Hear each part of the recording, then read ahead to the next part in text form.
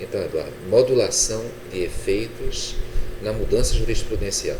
Se no Brasil nós já temos muitas alterações jurisprudenciais e legislativas, ainda vai modular efeito? O direito alemão é tão diferente do direito brasileiro, não é? O que tu achas disso? Olha, esse tema é um tema muito difícil. Eu acho que... Primeiro que é modulação de efeito. Vamos lá. Geralmente a modulação de efeitos ela se aplica para provimentos com carga constitutiva, modificativa ou desconstitutiva. É quando você, em regra, desfaz, produz ou extingue uma determinada situação jurídica. No caso de uma decisão judicial, por exemplo... Para puxar um pouco para direito tributário, por exemplo, a questão da COFINS, Contribuição para o Financiamento da Seguridade Social, em torno dos escritórios de advocacia. Pois né? é. Aí se pode dizer, olha, incide a COFINS, mas incide a COFINS sim, mas a partir de quando os escritórios devem pagar? Pois é. Em tributário é bastante interessante, até porque essa modulação de efeitos talvez tenha como principal seara de aplicação a área da tributação, né? Não tem muito sentido o contribuinte que se pauta no que indica uma determinada jurisprudência, depois de alguns anos ser surpreendido com uma alteração de entendimento absolutamente abrupta, e ele que até então tinha para si que não tinha obrigação de recolher aquela exação, repentinamente se vê diante de uma decisão, muitas vezes de força vinculante e oponibilidade erga omnes, dizendo que não, ele deveria tê-las recolhido mensalmente. Então, uma concorrência desleal. Pois é. Então, na verdade, a modulação tem esta vantagem de tutelar o que nós chamamos de princípio da confiança, que nada mais é do que proteger as expectativas legítimas que o comportamento estatal induz nas pessoas que confiam naquilo que o Estado diz, e para que elas depois não sejam surpreendidas caso esse mesmo Estado diga, olha, tudo que eu disse esqueça, né? Então, o descrédito. Pois é, é por isso que eu sempre defendi, embora eu sei que esse entendimento é complicado, que na verdade a modulação de efeitos em alteração jurisprudencial é possível de lege lata, mesmo nas alterações jurisprudenciais do STJ, porque isso é um corolário natural do princípio da proteção da confiança. Não sem razão, em alguns países europeus, por exemplo, se faz modulação de efeitos, lógico, sempre com muita luva de pelica, para que ela não vulgarize a consagração de inconstitucionalidades e para que o Estado não aposte que ele sairá ganhando produzindo uma inconstitucionalizada e que ao fim e ao cabo será modulada dali para frente. Quer dizer, ele ganha com as inconstitucionalidades que ele produziu antes da decisão que a reconhece e ainda assim sai com algum lucro, né? É preciso ter muito cuidado com modulação de efeitos, mas ela infelizmente ou não, um expediente necessário para a segurança jurídica e para a proteção da confiança. Eu sustento que de lege lata o STJ, tanto mais o STJ, né? Que é um tribunal que, por uma série de contingências internas, não modula efeitos, mas tem uma jurisprudência bastante volúvel. Isso cria uma insegurança jurídica e acho que a modulação de efeitos no âmbito do STJ contribuiria muito para a amenização dessas angústias e inseguranças que o próprio STJ produz. Diminuição do número de recursos. O Código promete, diz que tem uma tendência clara de diminuição do número de recursos. A gente já fez aqui algumas entrevistas. Realmente os embargos infringentes podem ser considerados -1, mas será que houve realmente uma diminuição? Olha, eu não sei, do que eu li, a menos que eu tenha perdido a capacidade de decifração, o que eu leio é justamente a manutenção. E mesmo os embargos infringentes, a bem da verdade, perderam aquela feição recursal, porque eles não são mais provocados por uma das partes, mas a prolongação do julgamento em função de um voto vencido ainda existe. né? Nós criamos uma espécie de embargos infringente cover ou embargos infringentes de ofício, mas ao fim e ao cabo são os mesmos embargos infringentes que surgiram sob a vigência do Código Sebastiânico. Não é nada novo, viu, doutor Aurélio? Essa técnica é uma técnica antiga que remonta ao direito reinol português. Nós simplesmente ressuscitamos algo que nós achávamos que estava enterrado. E embora não seja tecnicamente um recurso, ele produz as mesmas delongas como se recurso fosse. E só lembrando, ontem foi dia 21, né? O Tiradentes, no Brasil, é considerado um arte nacional, e as penas do Tiradentes foram em razão das ordenações. E aí há pouco você falou no direito das ordenações, direito português das ordenações, manuelinas, afonsinas, filipinas. Quer dizer, não parece algo realmente que implica uma mudança tão radical. Só para aproveitar o gancho, hoje eu dei uma aula lá com o professor Roberto para alunos da Católica, e uma das aulas que eu dei para uma turma que está estudando recurso é justamente as raízes luso-medievais do sistema recursal do CPC de 2015. Para se ter uma ideia, Portugal hoje só tem 4 recursos. Nós temos apelação, agravo de instrumento, agravo interno, recurso especial, recurso extraordinário, agravo contra a decisão denegatória de seguimento de recurso especial e extraordinário. Nós temos os embargos de declaração. Quer dizer, não é pouca coisa. Acho que até mais, porque às vezes no tribunal são utilizados o mandado de segurança. Isso sem contar as ações impugnativas todas. E a reclamação, que no novo sistema vai ter uma aplicabilidade muito maior. É a reclamação, lembrou bem. E me diz uma coisa, fala-se muito em ativismo judicial. Pois bem, normalmente o Código de 73 falava que nenhum juiz prestaria tutela jurisdicional senão quando a parte interessada requeresse, nos casos e formas legais. Mas a iniciativa do juiz nesse novo Código de Processo Civil foi um pouco ampliada na tua perspectiva? Por exemplo, a questão do incidente de resolução de demandas repetitivas. O juiz, além do Ministério Público, das partes, Defensoria Pública e o relator no tribunal, o juiz também teria essa iniciativa. Sim. Acha positivo o juiz participar do processo de uma maneira mais ativa ou não? Doutor Hélio, aqui eu tenho que fazer uma confissão de fé. Eu não sou, embora seja magistrado, eu não sou daqueles juízes entusiastas da ampliação dos poderes do juiz. Certo.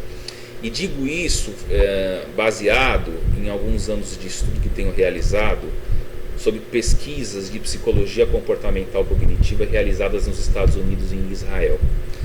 Nesses países, o que os juristas e os psicólogos têm estudado é se iniciativas judiciais acabam enviesando, de alguma forma comprometendo, se não a imparcialidade, ao menos a correta apreciação do caso. E esses estudos têm me chamado muito a atenção. Existem várias conclusões a partir dos estudos realizados por 2 professores de Tel Aviv, o Daniel Kahneman e o Amos Tversky. A tua tese de doutorado é sobre isso? Um pouco sobre isso também. Perfeito. É uma tese de doutorado que vai estudar psicologia comportamental, dogmática processual, economia e ciência política. E o que esses estudos têm revelado é que muitas vezes no afã de julgar bem e obter o máximo de subsídios possível para a boa resolução da causa, os juízes se deixam levar por práticas que acabam, em maior ou menor medida, comprometendo a sua disposição. Então, por exemplo, o que se descobre hoje é que é muito problemático que o juiz que conceda a liminar seja o mesmo que vai dar a sentença. Certo. Ou o juiz que instrua o processo seja o mesmo que sentenciará. Ou o juiz que ordena de ofício a produção de uma prova seja o mesmo que com base nela vá sentenciar. Existe uma tendência inconsciente dos juízes a, por exemplo, supervalorizarem provas cuja produção eles ordenaram, certo, em detrimento de contraprovas. Os juízes muitas vezes se contaminam em sua imparcialidade quando instruem e ao mesmo tempo sentenciam. É óbvio que isso ainda está no plano das pesquisas, mas tudo leva a crer que a ideia de um juiz num contexto publicístico, acabe ferindo, sem que nós ainda saibamos bem como isso acontece, corolários básicos do devido processo legal. Dentre eles, a imparcialidade do juiz, que é a grande pedra de toque, talvez seja o bem mais raro do devido processo legal. Então, eu particularmente sou um pouco arredio a que se veja o juiz como um sujeito hiperparticipante do processo. Há um autor argentino chamado Alvarado Veloso, professor da Universidade de Rosário aposentado, que diz o seguinte: nós estamos chegando num ponto em que nós vivemos um processo civil de Alice no País das Maravilhas.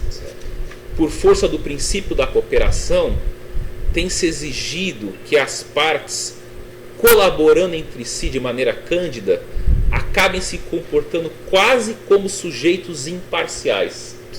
E o juiz, com altos poderes instrutórios, acabe praticando atos como se parte fosse, ou seja, um processo de autor e réu imparciais e juiz parcial. Isso me parece algo bastante problemático. Eu sei que... E esperar que o autor e o réu sejam imparciais chega a ser uma ilusão. Pois é, então assim como imaginar que o juiz possa ter qualquer grau de parcialidade para agir no processo, pensou de maneira contundente. Então acho assim, se nós podemos minimizar esses enviesamentos cognitivos do juiz, tanto melhor. É bem verdade que por trás de todo ativismo há sempre uma boa intenção. Mediação e conciliação seriam instrumentos que de algum modo precisariam ser mais estimulados na prática? Sim. A tua experiência em São Paulo é uma experiência onde, embora na Justiça Federal a mediação e conciliação, afora aquelas causas do sistema financeiro de habitação da Caixa Econômica, é uma prática comum? Também circunscrita aos processos do sistema financeiro de habitação. Eu trato a conciliação com uma certa prudência. Porque existe um fenômeno hoje que se assiste muito, chamado panconciliacionismo. Não é? O panconciliacionismo é a patologia do excesso de execução. A execução é uma via de solução, de resolução de conflitos, que também obedece a um juízo de adequação. A conciliação é adequada para determinadas demandas, para outras não. O que não é possível se estimular é a conciliação a forceps, porque os efeitos de um excesso de conciliação são muito daninhos. Há, por exemplo, réus devedores que, confiantes no sistema de conciliação, acabam não pagando o que devem, porque confiam que na conciliação o credor aceitará menos. E, portanto, ele fará, não pagando a tempo e modo devidos, uma economia.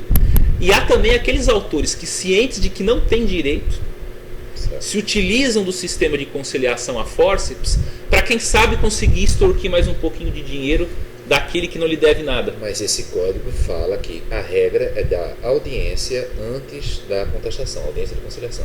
O que eu acho que seria muito bom, e mais, se o réu não comparecer, ele é tido como um litigante de má fé e pode sofrer imposição de multa por isso. Parece que amanhã você vai a uma palestra, a um debate com um outro professor que participou da elaboração do código e que deve defender, provavelmente, não é um procurador do Estado de Pernambuco, enfim, deve defender o código, imagino eu.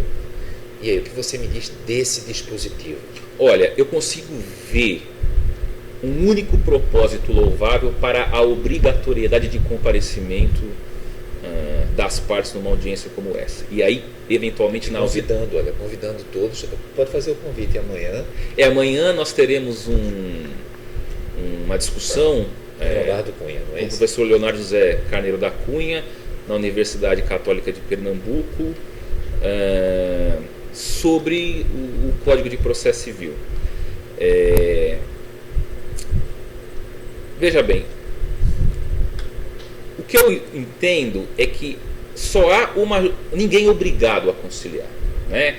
É importante deixar claro que o autor, com razão, tem direito a receber do Estado a tutela jurisdicional que lhe é devida em íntegro. E não cabe ao Poder Judiciário, a pretexto de baixar os seus números, fazer cortesia com o direito do autor. Mas às vezes é o próprio autor que, desanimado com a justiça, achando que não vai receber, Sim. abre mão de grande parte. Veja que isso é um desvirtuamento do sistema, porque a rigor o sistema deveria dar a ele uma tutela jurisdicional efetiva e ágil. Então é obviamente que o autor, desanimado, porque não vê uma perspectiva de solução a curto ou médio prazo, acaba cedendo. Mas é preciso ter cuidado que o autor, nenhuma das partes é obrigada a conciliar-se. Acho que talvez o préstimo dessa obrigatoriedade seja fazer algo que, na minha opinião, hoje eu infelizmente não vejo com esperança, que é obter do autor e do réu, se não uma transação a respeito do direito levado à discussão em juízo, pelo menos obter a celebração de um acordo de procedimento, ou a calendarização das etapas do processo, vinculando a prática de cada ato a uma data específica.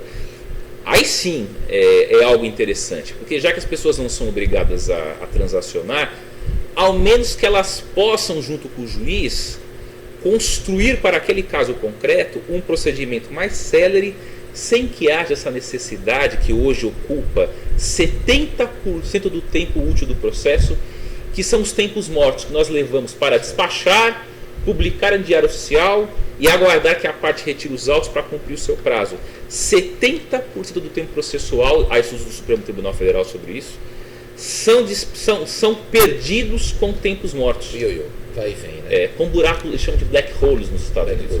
Né? É isso que nós temos hoje. Então acho que, se não sair o acordo, pelo menos que se aproveite o momento da audiência, e acho que daí seria importante a presença não do conciliador, mas do juiz, tem que ficar pertinho ali na sala ao lado, para poder sentar com as partes. Tudo bem, nós não vamos compor, então vamos pelo menos costurar, fazer uma arquitetura procedimental para esse caso específico, e vamos tentar calendarizar. Mas eu te pergunto o seguinte, tendo tantos anos de Justiça Federal, e o poder público está realmente interessado? Esse é o problema, até porque nós sabemos que o sistema de intimação da Fazenda, ele é diferenciado, né? Eles têm direito a serem intimados com vista dos autos, o Ministério Público também com vista pessoal dos autos, a menos que haja um acordo prévio do juiz, um acordo interinstitucional entre o juízo e o órgão de representação judicial da Fazenda Pública. Se esse acordo ocorrer, isso seria muito bom, porque isso também exigirá dos órgãos de representação judicial das fazendas que eles se reestruturem internamente. Certo. Mas eu não sou otimista nem no âmbito da Justiça Estadual com relação a esses acordos de calendarização, porque eles obrigam uma transformação radical da rotina dos cartórios. Ordem cronológica fala-se muito nesse código, tanto nos espaços quanto nas sentenças. O que é que tu pensa disso? Eu acho que essa regra é inútil, ela é ingênua, em primeiro lugar porque é fácil burlar, né? Não pense os legisladores que não é fácil burlar isso aqui, é muito simples. O que vai acontecer na prática, eu estou sendo um pouco maquiavélico e realista, mas é o que vai acontecer. Porque às vezes a prática é maquiavélica. Só irão para a conclusão, infelizmente, os processos já minutados. Então não adianta, o gabinete vai pedir para a secretaria que envie a conclusão só aqueles feitos que já estão com sentenças minutadas. Então é fácil burlar essa regra. Em segundo lugar, ainda que não se burle, ela tem vários problemas. Eu realmente acho que ela atravanca qualquer possibilidade de gerenciamento. Por quê? Por várias razões. Eu darei só duas aqui. Em primeiro lugar, é sediço, é sabido que processos mais complicados exigem mais reflexão. Julgar não é simplesmente uma operação mecânica em que você encaixa um caso concreto num preceito normativo. Então não dá para fazer de uma maneira a toque de caixa. Há processos que são levados à conclusão do juiz que têm de ser amadurecidos. O juiz põe ele do ladinho ali, lê um pouco um dia, reflete, pega outros mais simples, tira da pilha, não é simplesmente parando o acervo que fica aguardando uma sentença, que o juiz muitas vezes vai ter uma inspiração, como se fosse uma operação mediúnica, para descobrir em pouco tempo qual é a solução adequada para aquele caso. Em segundo lugar... Tem muitas exceções também, né? Sim, então eu não sei. Quem tem experiência com gabinetes de tribunal ou de órgãos de primeira instância, quem é juiz, dificilmente há de concordar com essa regra. Eu vejo muito otimismo de quem não tem experiência com a gestão forense. Por exemplo, é muito comum na Justiça Federal, o Dr. Aurélio bem sabe, mutirões temáticos. Em algumas regiões, demandas específicas, teses específicas costumam acumular-se mais do que em outros lugares. Por exemplo, eu fui juiz em Franca. Franca é uma região de produção de sapato, sofre muito com as flutuações do mercado internacional por conta do poderio da China, né? Então veja só, é muito comum uma aposentadoria especial, porque as oficinas de sapato, elas trabalham sob um ambiente bastante insalubre.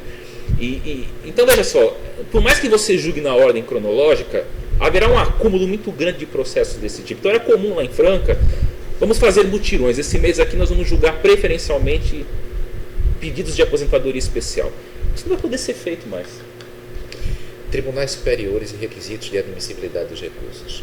Parece que o Código diz que, olha, não vai mais haver essa necessidade de atenção aos requisitos de admissibilidade, conteúdo sobre forma.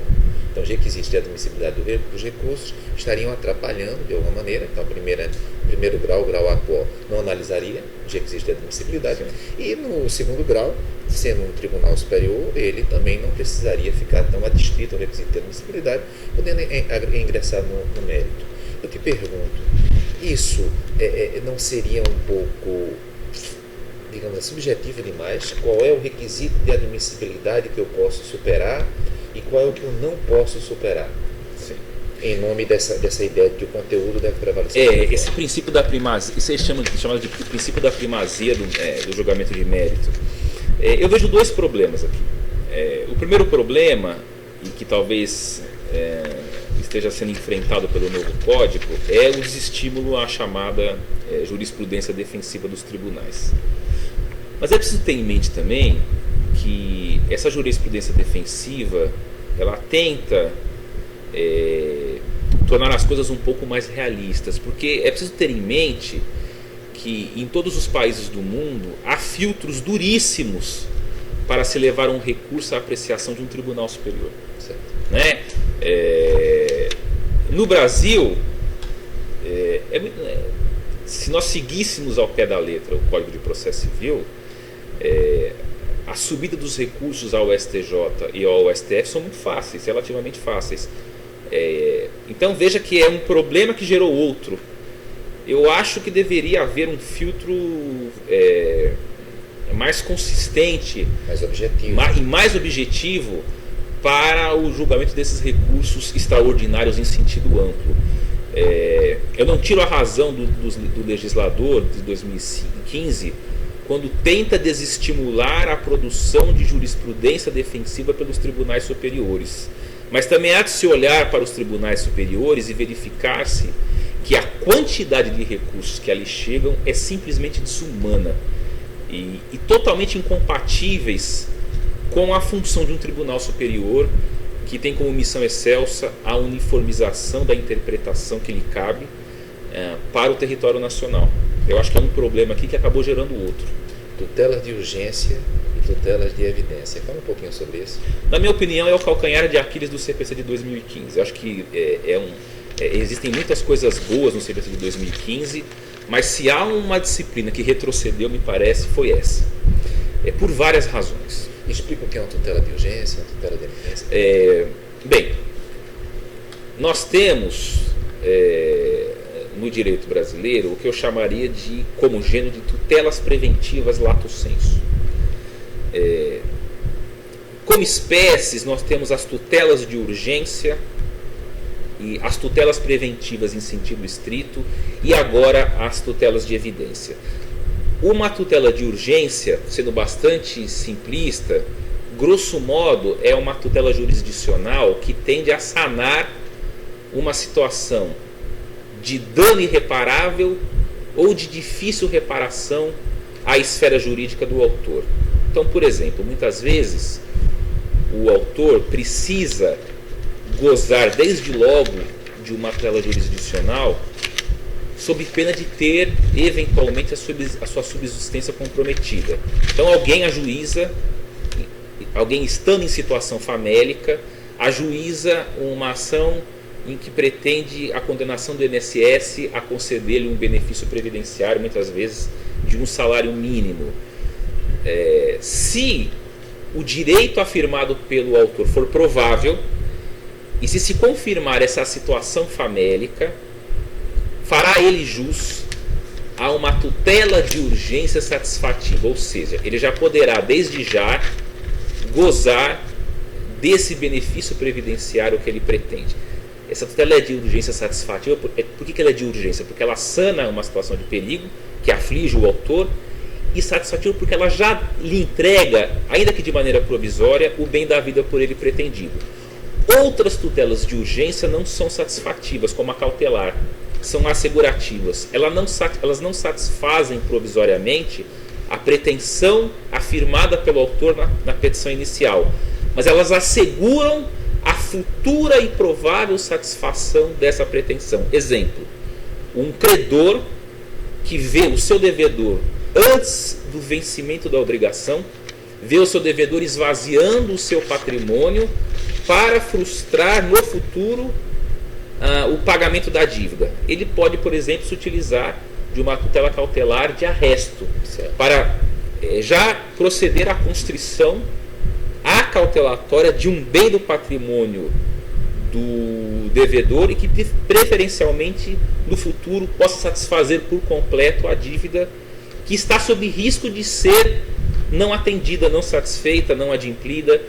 Então, tutela de urgência é isso, ela pode ser assegurativa ou cautelar, ou satisfativa, que nós costumamos chamar de tutela antecipada. E parece que, com relação a essas duas matérias, infelizmente, o CPC de 2015 deixou muito a desejar. Acho que aqui nós retrocedemos. Bom, eu, na verdade, pediria também que você falasse um pouco sobre a rescisória e a anulatória na fisionomia do novo código. Olha, novo prazo para rescisória, enfim. A ação rescisória, que já mudou de prazo algumas vezes no direito brasileiro recente. Agora me fugiu o prazo novo. O prazo 3 anos, já foram 5 anos. No CPC de 2000. Aí houve aquela decisão de inconstitucionalidade para 2, como é atualmente. Sim. Aí se fala agora novamente em 3 anos. E o que me parece existir, no plano mais amplo do prazo específico, é que o prazo muda em função de contingências. Sim. Não é? Infelizmente, o prazo da ação rescisória está mudando muito em razão de contingências políticas. Esse traço que existe entre o Código de Processo e a política. Sim. Não é? Então, você falou há pouco nas ações coletivas. Qual é a base que uma ação coletiva, se decidida em São Paulo, deveria atingir todo o Brasil? Não deveria? Então, fala um pouco, então, dessa perspectiva política do processo. Olha, é preciso ter em mente que muito do que se coloca num Código de Processo Civil nem sempre é uma técnica ideologicamente ascética. Existe muito de opção político-ideológica num Código de Processo Civil. E, aliás, acho que esta relação entre ciência política e dogmática processual, infelizmente, é ainda muito mal trabalhada no nosso país. Veja que toda ideologia política tem uma visão do papel do Estado junto à sociedade civil. Então, não por menos, toda ideologia política tem uma visão do papel do Estado juiz junto ao jurisdicionado. Então, é óbvio que as ideologias políticas influenciam em muito a concepção que se vem a ter do que deve ser um processo civil, né? Nós temos um modelo de socialismo processual, nós temos um modelo de liberalismo processual, nós temos um modelo de conservadorismo processual e nós temos um modelo de social-liberalismo de tipo gerencialista processual. E E de certo o Código de Processo Civil e qualquer texto legislativo processual está não é impermeável a essas opções político-ideológicas.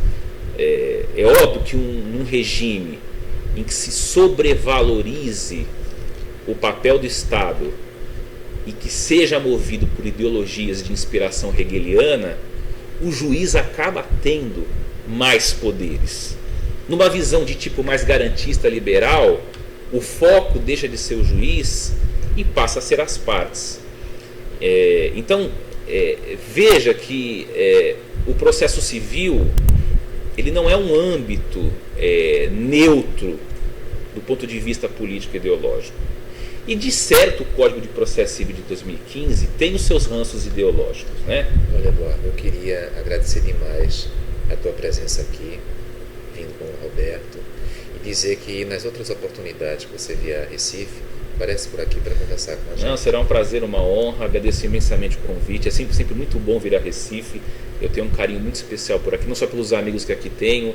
Comecei minha carreira de juiz no Nordeste, tomei posse aqui em Natal, aqui em Recife, assumi em Natal, fiz minha escola de formação da magistratura aqui e sempre que posso, aliás, eu decidi ser juiz quando advoguei e estive aqui em Recife. A decisão partiu aqui quando eu fiz uma viagem a trabalho, então eu tenho um carinho imenso por aqui, fico muito feliz de estar nessa casa, essa casa que honra a tradição da Justiça Federal. Recife é um lugar famoso por ter grandes juízes federais, como Vossa Excelência e todos os outros colegas que enobrecem a carreira, e graças a colegas como vocês, como o senhor, é que eu me sinto estimulado ainda a prosseguir nessa dura, penosa, mas gratificante carreira que é a magistratura federal. Se diga também que eu tenho um carinho imenso por São Paulo. Que bom. Tá bom? Muito obrigado. Eu agradeço.